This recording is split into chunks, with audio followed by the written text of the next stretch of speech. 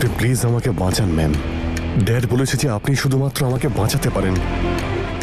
Adit, I know তুমি একটা বড় প্রবলেমে পড়ে গেছো, পুলিশ তোমাকে খুঁজছে, আর তুমি তখনই পুলিশের হাত থেকে বাঁচবে যখন ওরা এটা বিশ্বাস করবে যে তুমি কানাডায় থাকো। তো সিম্পল ব্যাপার যে তুমি এখন চাইছো যে আমি তোমার কুকর্মটাকে ধামাচাপা দিই, ইজ দ্যাট রাইট?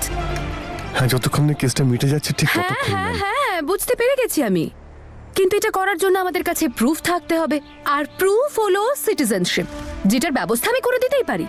কিন্তু কিন্তু প্রত্যেকটা কাজেরই একটা মূল্য হয়। Don't worry about that.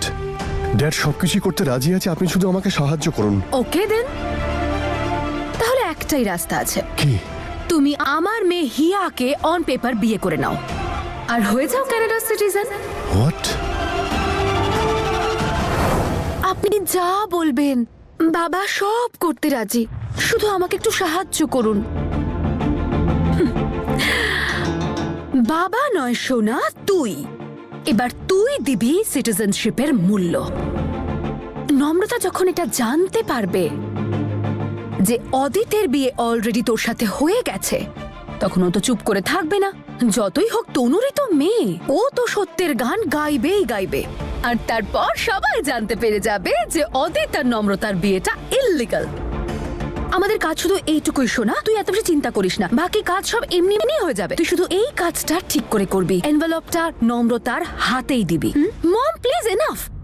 তুমি কেন আমার বিয়েটা দিয়েছিলে বলো তো?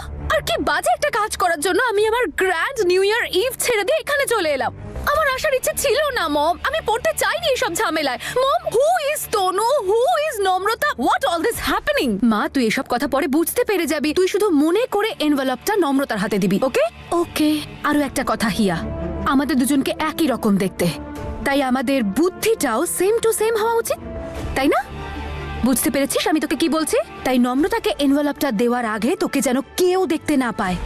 দেখ, তোর মা না এখানে ভীষণ ফেমাস, তুই কিন্তু অনেক রকমের গল্প শুনতে পাবি। কিন্তু তুই জানিস তো whom to believe? Of course, my mom. Yes. ঠিক আছে, এবার আমি চললাম। Take care. আচ্ছা যা, এবার চটপট গিয়ে ফ্রেশ হয়ে নে। Okay bye, take care mom, have a safe journey. তাহলে মিস্টার অদিত, এই ধামাকাটার পরে শুধু তুই কেন, কেউ আর শান্তিতে নিঃশ্বাস নিতে পারবে না। তুই তো কখনো স্বপ্নেও ভাবতে পারিসনি যে তোর অন পেপার ওয়াইফ পেপার থেকে বেরিয়ে সামনে এসে দাঁড়াবে। এবার আমায় তোর জীবনটা নরকে পরিণত করে আমার নূরের জীবনটা স্বর্গে পরিণত করতে হবে, ব্যাস। আচ্ছা শোনো, ইয়েস স্যার। কোনো রকম যেন কোনো ভুল না হয়, চারিদিকে নজর রাখবে। Yes, sir. ঠিক আছে? হ্যাঁ স্যার। হ্যালো। হ্যাঁ স্যার।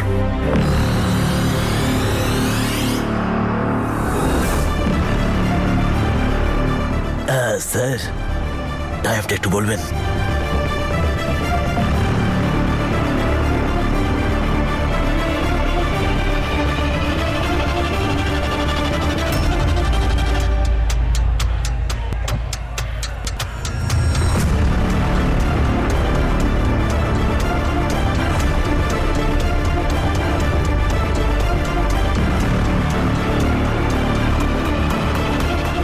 শোনো, এই ছিল এটা।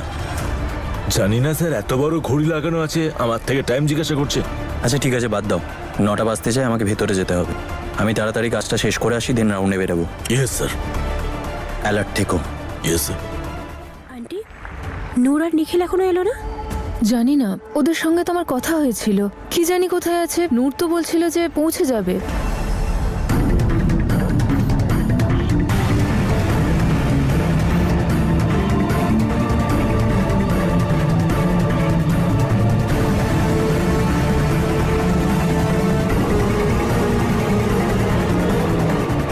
হ্যাঁ বস, উপহার রেখে দিয়েছি। হ্যাঁ।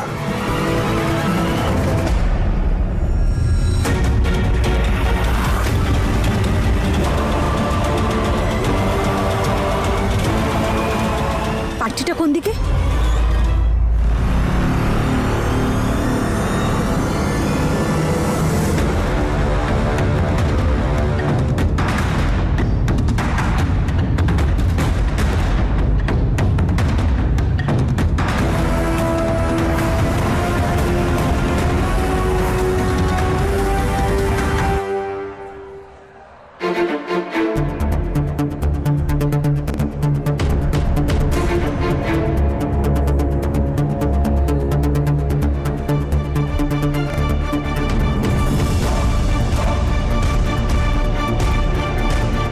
আরে দাঁড়িয়ে পড়লে কেন? ভেতরে চলো। কি ভিতরে চলো ভিতরে চলো? তোমার কোনো আইডিয়া আছে ভিতর থেকে আমার কতটা দম আটকে আসছে? ঠিক আছে, আমার ভাগ্যে সবকিছুতে সেকেন্ড হওয়া লেখা আছে। আরে বলছোটা কি? আরে নিখিল, এসব জিজ্ঞেস করার কি মানে যখন তুমি কিছুই বুঝতে পারো না? বাবা তোমাকে যা কিছু দিতে চেয়েছিল তুমি কত সহজে সবকিছু অগ্রাহ্য করলে। আরে তুমি এটা কেন বুঝতে চেষ্টা করছো না যে পলিটিক্স সবার ভাগ্য পরিবর্তন করে দেয়? আমাদেরও জীবন বদলে যেত, আমাদের কাছেও টাকা পয়সা থাকতো, পজিশন থাকতো, মিডিয়ার অ্যাটেনশন থাকতো। তুমি একবারও আমার ব্যাপারে ভাবলে না। এসব কিছু ছাড়ার আগে তুমি সবসময় ছোট হয়েই থাকতে চাও। তুমি জীবনে বড় কিছু করতে চাও না? ইস, যদি আমিও বুঝতে পারতাম জীবনে বড় কিছু অ্যাচিভ করলে কেমন লাগে। এরকম কথা বলছো? এরকম কোনো ব্যাপার না। ব্যাপারটা ঠিক এরকমই নিখিল। ইউ নো হোয়াট, তুমি নিজের ড্রিমস ফলো করো। খুব বেশি হলে কি হবে? আমার স্বপ্ন পূরণ হবে না, তাই তো? ইটস ফাইন, কোনো ব্যাপার না। চিরকাল আমার সাথে এটাই হয়েছে। আমি সবসময় নম্রতার পিছনে থাকবো আর নম্রতা সব সময় আমার থেকে এগিয়ে থাকবে। কিন্তু কোনো ব্যাপার নয়, আমি সব সময় সহ্য করে যাব, কারণ ও তো আমার দিদি, তাই না? আমি এই বাড়ির রানী হয়ে থাকতে চেয়েছিলাম, কিন্তু যদি আমার স্বামী আমাকে চাকরানি বানাতে উঠে পড়ে লাগে তাহলে কোনো ব্যাপার নয়, এটাই আমার ভাগ্য। নূর, আমিও তোমাকে রানীর মতোই রাখতে চাই। কিরকম কথা বলছো তুমি?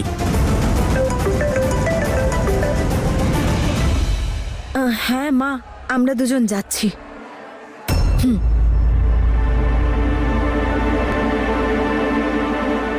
দেখো নিখিল, আমার এখানে এই পার্টিতে আসার কোনো মুড ছিল না। আমি শুধুমাত্র এসেছি কারণ আমি মা বাবাকে কষ্ট দিতে চাইনি। কিন্তু যদি আমার জীবনেই নতুন কিছু না হয় তাহলে কিসের এই নিউ ইয়ার সেলিব্রেশন? আমি কিচ্ছু সেলিব্রেট করতে চাই না। আরে নূর, কথা শোনো।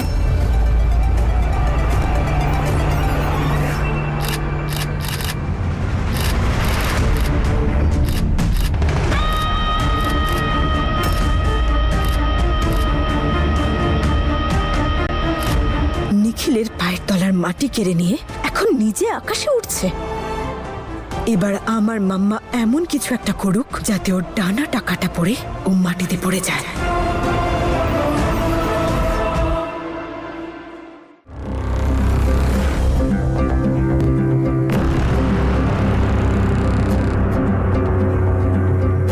সব এক্সিট পয়েন্ট চেক করে নিয়েছিস? হ্যাঁ বস। শুধুমাত্র 11:45 অপেক্ষা, তারপর আর কোনো তাড়া থাকবে না। সবাই তার ঠিক জায়গাতে পৌঁছে যাবে। এই হোটেলের সমস্ত জায়গায় আমি হ্যাপি নিউ ইয়ার করব। বুম।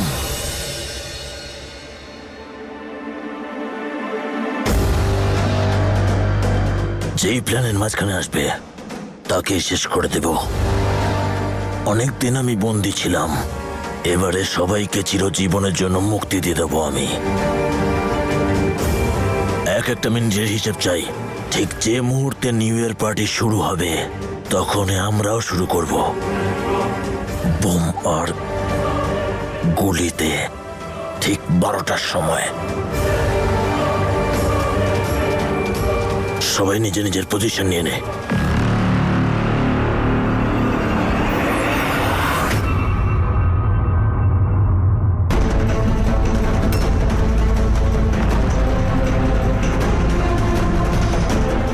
সরি।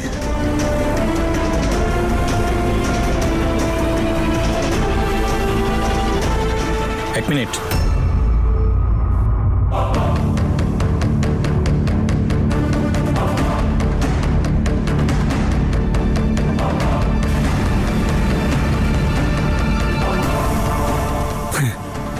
ভালো লাগছে।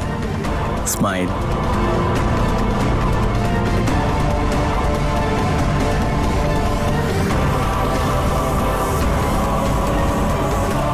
উফ বাবা, এই মমটাও না আমার কাঁধের ওপর বন্দুক রেখে অদিতের ওপর গুলি চালাচ্ছে। যাই হোক, মমের অর্ডার, করতে তো আমাকে হবেই। নম্রতাকে জানাতেই হবে যে অদিত ওর নয়, আমার হাজব্যান্ড। ধুর বাবা, আমার কোনো রকম লিটারালি কোনো রকম ইন্টারেস্ট নেই। ধুর মম, তুমি ভীষণ অন্যায় করলে আমাকে এরকম একটা বোরিং প্লেসে ডেকে। নিউ ইয়ারের এত সুন্দর একটা ইভ ছেড়ে চলে এলাম, আর আমার সব ফ্রেন্ডসরা কত এনজয় করছে, আর আমি তো ওখানে নেই। সবাই আমাকে ছাড়াই পার্টি করছে। আমিও একটু এনজয় করতে চাই।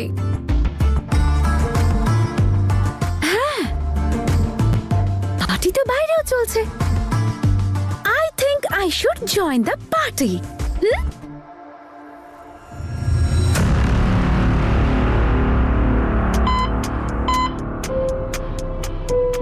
জিনিস ঠিক জায়গায় রেখে দিয়েছি বস। ব্যাংকুয়েট হলের পাশে একটা ক্যাফে আছে, এখান থেকে ব্যাংকুয়েট হলে ঢোকার রাস্তা, এক্সিটও একদম পাশেই বস। সাবাস। বস পার্টিতে অন্তত 200 জন আছে। যারা কিছুক্ষণের মধ্যে মৃতদেহ হবে। ভাই সিসিটিভি ক্যামেরা অফ করে দেবো? না, একদমই না। সন্দেহ করে ফেলবে। শুধু খেয়াল রাখিস কারো মুখ যেন দেখা না যায়।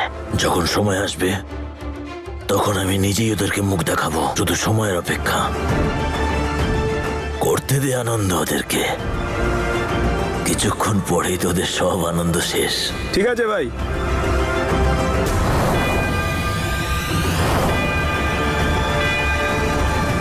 আজ আমরা আনন্দ করছি, সেলিব্রেট করছি, কারণ আমরা জানি আমাদের সেফটির জন্য পুলিশরা সব সময় আমাদের পাশে আছে। আমরা নিশ্চিন্তে ঘুমোতে পারি কারণ আমরা জানি যে আমাদের প্রাণ রক্ষার জন্য তারা জেগে আছে। ঠিক সেই রকমই সুপরিচিত নিষ্ঠাবান অফিসার এএসপি ঈশান রয়েছেন আমাদের সাথে।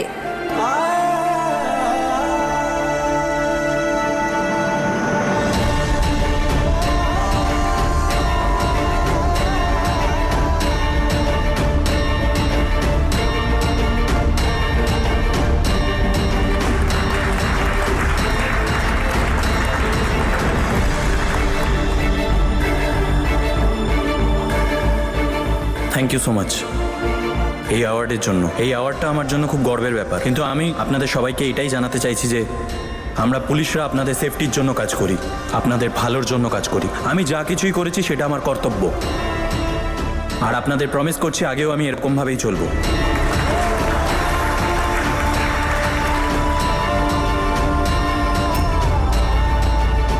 ঈশান, ঈশান ফেরত আয় তুই। ঈশান ফেরত আয় তুই, ঈশান।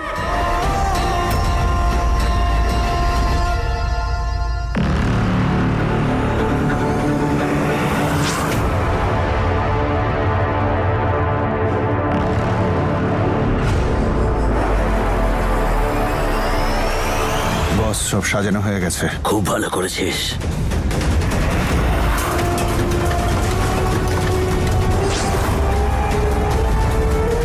এখানে সবকিছু ঠিক আছে, শুধু তোমার ইশারার অপেক্ষায় আছি। 200 জন শেষ। এই দেখো, আনন্দটাই মাটি হবে। সবাইকে শেষ করে দেবো আমরা। খুব মজা হবে আমাদের। প্ল্যান এক্সিকিউট করতে গেলে আমার একটা নিরাপদ জায়গার দরকার। আমাকে একটা গেস্ট রুমে ঢুকতে হবে। আগে হিয়া পার্টি এনজয় করবে, তারপর করবে মমের কাজ। বিউটিফুল কে, that's Hiya. Let's go to party. আমাদের দুজনকে একই রকম দেখতে, তাই নম্রতাকে এনভেলপটা দেওয়ার আগে তোকে যেন কেউ দেখতে না পায়। যা, মম তো বলে গেছে যে নম্রতার সঙ্গে দেখা করার আগে কেউ যেন আমাকে না দেখতে পায়।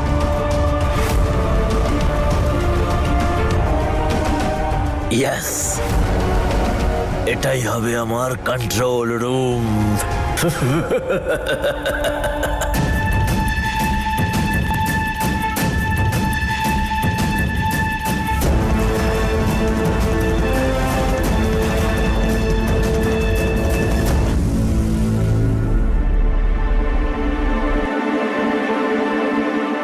কোনো রকম নাটক করার প্রয়োজন নেই। আর এই মেয়েটাকে আমার বান্ধবী, ওকে আমি ইনভাইট করেছি। কোনো প্রবলেম আছে? হ্যাঁ, প্রবলেম আছে। কারণ আমি জানি ওর সাথে তোর কি সম্পর্ক। ওর সাথে দেখা করার অত ইচ্ছে হলে বাইরে যা, মিডিয়া আছে এখানে। এখানে রাখার দরকার কিছু না। Come on dad. দেখো, বিয়ের আগে তুমি তো আমাকে বাচ্চা ভাবতেই, অন্তত বিয়ের পরে তো আমাকে বড় ভাবো। একটা আমাকে এমন একটা মেয়ের সঙ্গে বিয়ে দিয়েছো যার এখনো পর্যন্ত অ্যাফেয়ার চলছে। ও এখনো পর্যন্ত ওর সঙ্গে ডান্স করছে। এটা কি দেখতে পাচ্ছে না তোমার মিডিয়া? ও হলো আমাদের স্পেশাল গেস্ট। নম্রতাকে ওর সাথে ডান্স করতে আমি পারমিশন দিয়েছি। আর নম্রতা তোর মতো নয়, ও নিজের সীমা জানে। ও এমন কোনো কিছু করবে না যাতে লোকেরা কোনো কিছু বলার সুযোগ পায়, বুঝেছিস?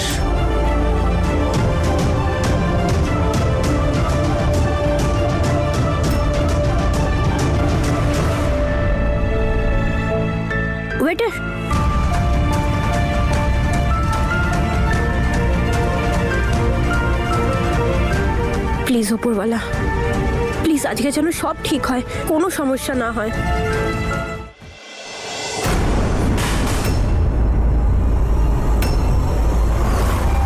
কেটে তুই এখানে কি করছিস?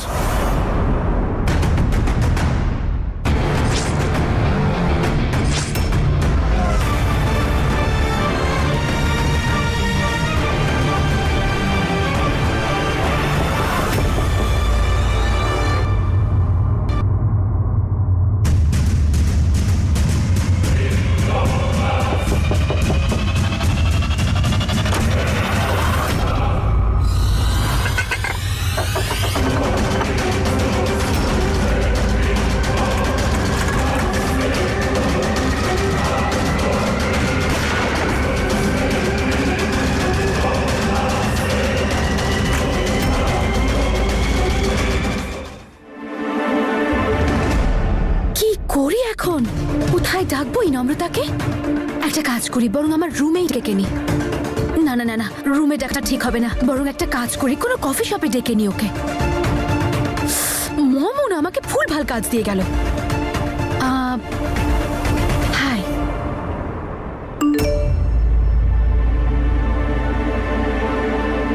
এইটা কার মেসেজ? আমায় তোমাকে একটা ইম্পর্টেন্ট কথা বলার আছে তোমার হাজবেন্ডের ব্যাপারে। 10 মিনিটে দেখা করো। আমি একটা সিলভার ড্রেস পরে আছি, তুমি এটা কিন্তু ভেবো না যে আমি কোনো ফ্রড।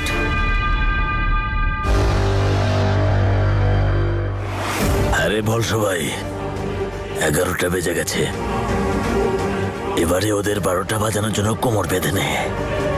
যেই সামনে আসবে তাদেরকে টাটা বাই করে দে।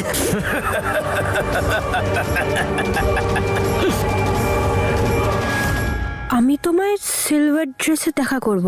আমাকে ফ্রড ভেবো না, বরং আমি তোমার হাজবেন্ডের এমন ফ্রড সামনে নিয়ে আসবো যে তুমি ভাবতেও পারছো না। Meet me at the coffee shop.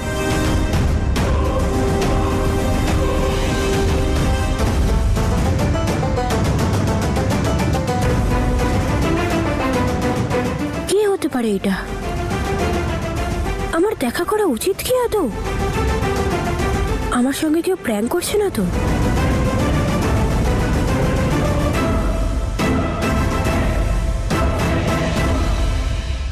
এক মিনিট, আচ্ছা এটা সেই নয় তো যে যে আমার আর অদিতের ছবি ঈশান আর মল্লিকাকে দেখিয়েছিল? আমায় গিয়ে দেখা করতেই হবে, জানতে তো হবে যে কে এটা যে যে আমার জীবনে এত বড় একটা ঝড় তৈরি করলো।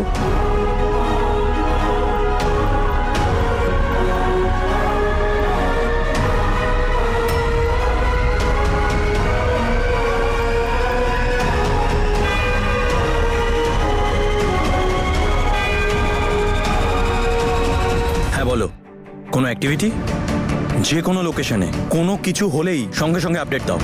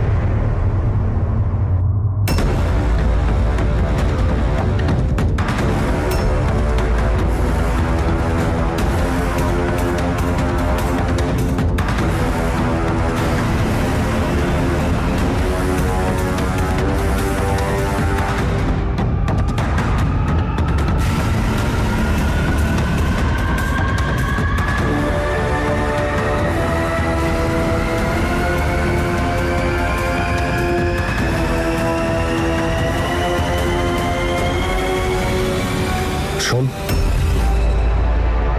সবার সামনে সিন ক্রিয়েট করতে চাইনি, সেই জন্য তোকে একা বোঝাচ্ছি। তোর সঙ্গে ওর যা কিছু ছিল, আই ডোন্ট কেয়ার, কিন্তু এখনো আমার ওয়াইফ। আজকের পর থেকে ওর সঙ্গে যেন আর তোকে কোনোদিন না দেখি আমি। কেন? জ্বলন হচ্ছে? আমি ওকে ভালোবাসি না যে জেলাসি হবে। আমি চিন্তা করি আমার সম্মান নিয়ে, যেটা আনফর্চুনেটলি ওর সঙ্গে জুড়ে আছে। তোর প্রেমিকা এখন মিসেস অদিত, তোর প্রেমিকা নয়। আমিও মিসেস অদিতের সাথেই নাচ করছিলাম, আমার এক্সের সাথে নয়। ওই পার্টিটার হোস্ট, এর থেকে বেশি কিছু নয়, বুঝলি? আমার ইগোর সঙ্গে খেলছিস। 24 ঘন্টা আমার সঙ্গে থাকেও, আমার যা ইচ্ছে করবে ওর সঙ্গে তাই করব আমি।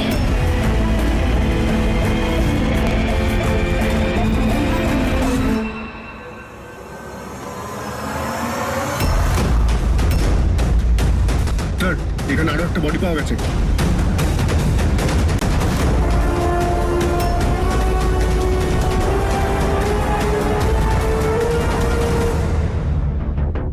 খুবই নোংরা মানুষ তুই।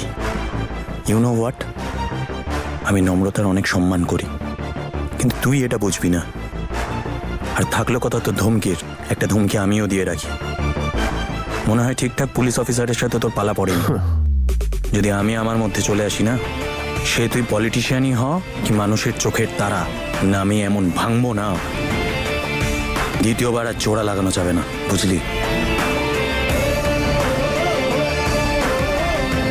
নম্রতার ভালোবাসার যন্ত্রণা এখনো তোর ভিতর থেকে যায়নি, তবে নম্রতার মধ্যে কিছু তো আছে।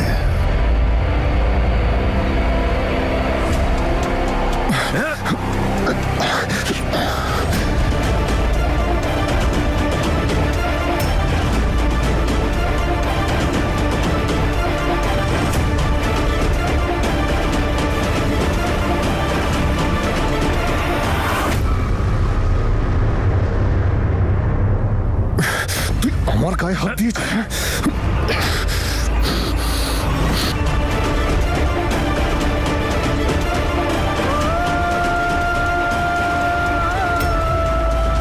তুই অদিতের কলার ধরার সাহস করেছিস? হ্যাঁ, তুই আমার কলার ধরেছিস? হ্যাঁ,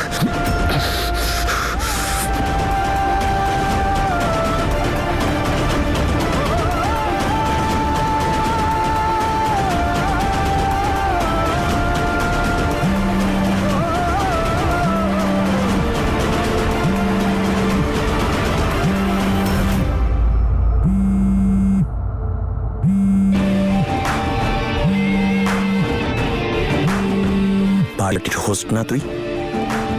মানুষদের খেয়াল রাখ, কাপড় খারাপ হয়ে গেলে ভালো লাগবে না।